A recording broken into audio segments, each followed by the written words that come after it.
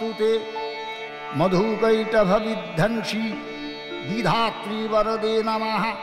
দেবীপক্ষ শুরু হওয়ার বেশ কয়েকদিন আগেই মা এসে গেছেন এন্টালির শিল লেনের দাসবাড়িতে।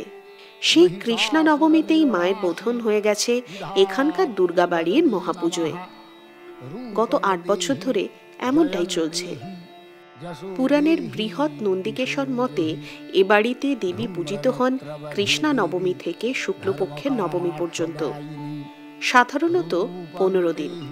তবে মলমাস পড়লে পুজো গড়িয়ে যায় 1 মাস 10 দিনে, কখনো বা 1.5 মাসে। এবার যেমন দাসবাড়িতে পুজো চলবে 17 দিন। এখানে বৃহৎ নন্দিকেশ্বর পুরাণ মতে পুজো হয়, কিন্তু স্মৃতিকার প্রত্যেকটি বছর পাল্টে থাকে। এই বছর আমাদের রঘুনন্দনের মতে পুজো হচ্ছে। আমরা প্রত্যেকটা বছর পুরাণটাকে এক রাখি, কিন্তু মতটা পাল্টে পাল্টে পুজো করে থাকি। দুর্গা পুজোকে পৌরাণিক পুজো বলা হলেও সেখানে 3টি আছে। সেখানে পুরাণ আছে, সেখানে বৈদিক আছে, সেখানে তন্ত্রেরও প্রভাব আছে। প্রসেনজিৎ ইঞ্জিনিয়ার, আবার বেনারসে গিয়ে শুক্লা যজুর্বেদ নিয়ে অধ্যয়ন করেছেন।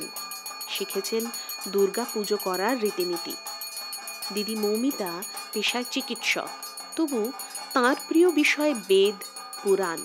কেন তাঁরা দুর্গতি নাশিনীর আরাধনা করেন তার একটা ব্যাখ্যা দিলেন চমৎকার। দুঃখেন গম্যতে যা সা দুর্গা পরিকীর্তিতা, অর্থাৎ দুঃখের দ্বারা যাকে জানা যায়, দুর্গের দ্বারা যে দেবীকে প্রাপ্ত করা যায়, সেটাই হচ্ছে দুর্গা। আর যেখানে মহাভয়, মহাসংকট, মহাবিপদ, কোনো ভববন্ধ, সেইটা হচ্ছে দুর্গ, এবং সেখানে আকার হচ্ছে যে নাশবাচক, সেগুলোকে যিনি নাশ করছেন, অর্থাৎ এই সমস্ত বিপদ থেকে যিনি নাশ করছেন তিনি হচ্ছেন দুর্গা। থিম পুজোর জোয়ারে ভেসে যেতে যেতে দাসবাড়ির দুর্গা মন্দিরে এসে আটকে যায় আগমনী আবেগের ভেলা। সন্ধ্যা আরতির কাঁসর আর ঘণ্টার ধ্বনি সেই আবেগী সুরকে করে তোলে আরো সুমধুর। এই তো মা এসে গেছেন।